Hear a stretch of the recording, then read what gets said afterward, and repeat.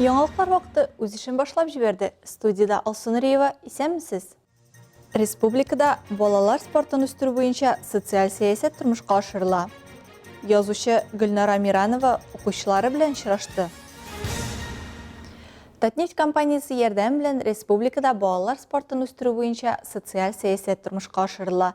Әлмәттәге нефтяник хоккейга әзерлек үзәгедә Татарстан нефтчеләре ярдәме белән булдырылды. Объектның ничек эшләвен күрү максаты белән Татнефть компаниясе генераль директор орынбасары Азат Ягафаров яшь спортчылар белән очрашты һәм хоккейчыларның әзерлеген үз күзләре белән күрде. Лейна Хәсәншина дәвам итә. Нефтяник хоккейга әзерлек үзәге уникаль құрылма. Мондыйлар илебездә дә берничә генә. Монда тренажер залы бар, 3 зонага бүленгән спорт залы, ул батут зонасы, гимнастика зонасы һәм уен зонасы. Шулай ук менә уникаль бросоклар зонасы бар. Әлеге зона рыгытып карау техникасын яхшыртыр өчен куелган. Андыйлар илебезнең нибары 5 шәһәрендә генә бар. Шул исәптән Әлмәттә аны Словакия фирмасы төзегән. Нефтяник хоккейга әзерләү үзәге директоры Альберт Шафиков сүзләренчә, мондый корылмалар бәләкәйдән хоккейчылар әзерләү өчен яхшы. Техника катания. Значит, человек встает, катается, все это записывается, потом вытаскивается и анализ делается.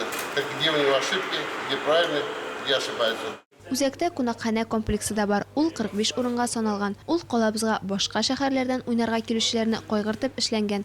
Республикабызның көньяк-көнчыгыш районнарында хоккейдан өметле булган балаларны үстерү өчен интернат та бар. Биредә укып яшәүче егетләр белән 4 тәрбияче эшли. Татнефть компаниясе генераль директоры урынбасары Азат Ягафаров кайчандыр үзе дә Азнакай җыелма командасы капитаны булган. Аның сүзләренчә, үзәктә булдырылган шартларны алар үскән чор белән чагыштырып та булмый. Ике боз, уку класслары, заманча җиһазлар булар барысы да үсеп килүче буынга тиешле тәрбия бирү, аны шәхес итеп үстерү өчен менә дигән мөмкинлек. Спортка мәхәббәт бәләкәйдән тәрбияләргә кирәк. Ул максат куярга һәм аңа ирешергә ярдәм итә. Үзем дә хоккей уйнап үскән кеше, шуны балалар хоккейны үстерү яклы. Азат Ягафаров үзәктә башкарылган эшкә уңай бәя бирде. Экскурсия азагында аңа Нефтяник хоккей клубының значогын тапшырдылар. Лина Хәсәншина, Дамир Курбанов, Яңалыклар вакыты, Луч Әлмәт телекомпаниясе. Хоккей сөючеләр өчен мәгълүмат. Пәнҗешәмбе 12 августта юбилейный спорт сараенда Альмет Ойлерс Кап хоккей турниры старт ала. Быел катнашучы командалар Рубин, Тароз, Югра һәм Нефтяник.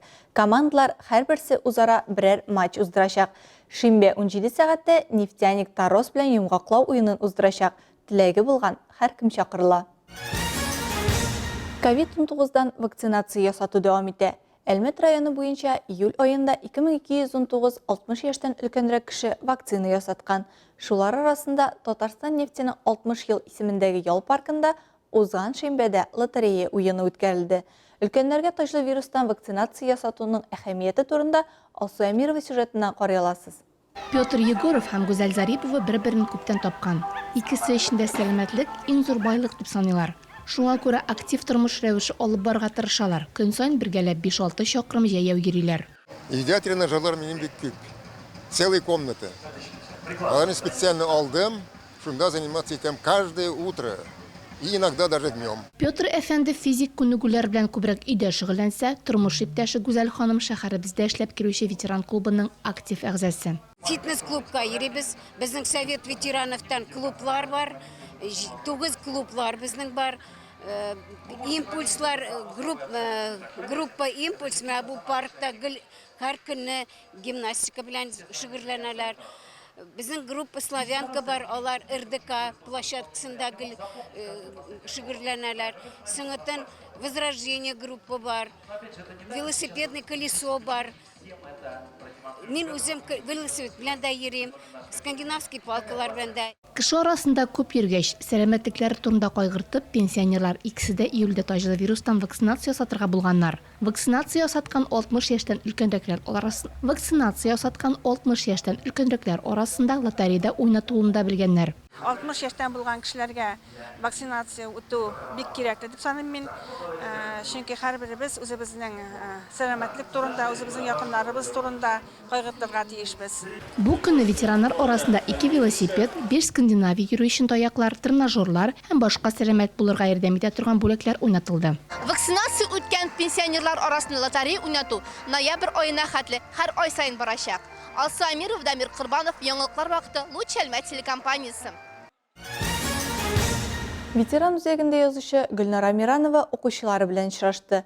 Ул Россия Язучылар берлеге әгъзасы, күпчелек балалар өчен иҗат итә. Беренче китабы Татнефть компаниясының Рухият фонды ярдәме белән 2008 елда чыга. Сәламәтлеге ягыннан шикле, иҗат ягыннан шиксез булган язучы белән очрашуда безнең хәбәрчебездә булып кайтты.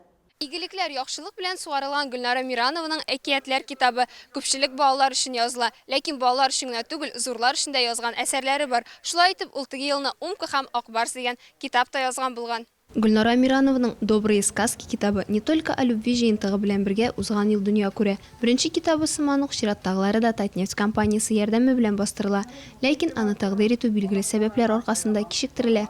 В основном она пишет о... Күпчелек ул үсемлек һәм хайваннар дөньясы турында яза. Аның китапларын укучылар алар игелекле, чиста, якты дип әйтә. Әкиятләрне дә, китапларны да.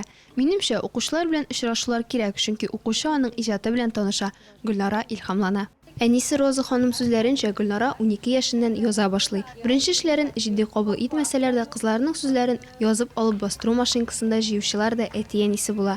Гаиләдә компьютер барлыкка килгәч, Гөлнара үзе дә текст җыя башлый. Гөлнараның әнисе Роза ханым сүзләренчә, әкиятләрне балалар хастаханәсендә ятканда ташланган балаларны күреп, аларга багышлап яза башлый. Соңрак апасының улы тугач, Гөлнара әкиятләрен Илюшага багышлый. Язуга илһам килүгә күп укуда тәэсир итми калмыйды якыннары. Фикерләрен кайвакыт төнлә уянып та яздыра икән. Тәмле, шундый матур, шундый ягымлы кешеләр булды. Аллаһның биргәненә шөкер. Аллаһның биргәненә шөкер. Бүген көннәребез нәшит қанағат болайық. Һәр бірімізге сәламәтлек, саулық, сабырлық Аллаһ Тәгалә безгә биреп торсын. Исәнлек, саулык, тазалык, байлык. Гөлнара Миранованың иҗат кичәсендә Минзифа Әхмәтшин Татарстан язучыларының Әлмәт бүлеге исеменнән котлап уңышлар теләде. Һәрбер республика гына булмасын, чит илләр бәйгеләрендә дә катнаша һәм җиңү яулап кайта. Аның китапларын, иҗатын күреп торабыз. Бүгенге көндә балалар өчен генә түгел, зурлар өчен дә гыйбрәт алырлык шундый гыйбрәтле әкиятләр яза Гөлнара. Алдагы көннәрдә дә Гөлнарага уңышлар телибез. Һәм шундый Гөлнараның әти-әнисенә Роза Бариевнага һәм Миран Митковичка бик зур сабырлыклар биргән Аллаһ Тәгалә, аларга уңышлар һәм сабырлыклар тагын. Бүген Гөлнараның төрле иҗат бәйгеләрендә яулаган 4 медале, 50 дипломы һәм мактаулы грамоталары бар икән. Хәзерге вакытта ул Федор Умная голова сериясе өстендә эшли. Лина Хәсәншина, Алия Байрамалова, Яңалыклар вакыты, Луч Әлмәт телекомпаниясе. Чикләвек файдалы, туклыклы һәм уникаль продукт. Сәламәт туклану продуктларының берсе булып тора. Чикләвектә В, С, ПП, А, Е витамины бар. Натрий, калий минераллары, тимер, магний, йод, цинк, фосфор, кальций бар. Кайсы чикләвекләрнең нинди чикләмәләре бар һәм күпме кулланырга кирәк? Толырак алдагы материалда. Яшелчә һәм җиләк-җимеш белән бер рәттән чикләвекләр дә безнең рационның бер өлеше булып торалар. 10-15 чикләвек кешегә берничә сәгатькә җитәр энергия бирә. Ул майлы омега-3, омега-6, аксым һәм витаминнарга бай. Бүген иң файдалы 5 чикләвекне билгелибез. 5нче урында кешью. Аның аксым файдасы бик күп. Кешью является антибактериаль. Кешью антибактериаль чикләвек булып тора. Ул иң гипоаллерген чикләвекләрнең берсе. Диетологлар аны астма, шикәр диабеты белән интегүче кешеләргә, йөрәк кан тамырлары авыруларына интегүче кешеләргә рационга кертергә тәкъдим итә. Составындагы тимер бөтен организмны кислород белән тәэмин итүгә булыша. Магний хәтерне яхшырта. Бакыр сөяк системасының ныклыгын саклый. Фундук йөрәкне ныгыта, нерв системасын саклый, кан әйләнешен яхшырта, тире һәм күзләрне яхшы халәттә тотарга, атеросклероз булдырмаска ярдәм итә. Безнең рейтингта 4нче урында. Аннан алдарак җир чикләвеге. Ул кузаклы культураларга караса да тышкы кыяфәте һәм туклыклы үзлекләре буенча чикләвеккә тиң. Анда аксым да күп, тимер дә рекордлы күләмдә.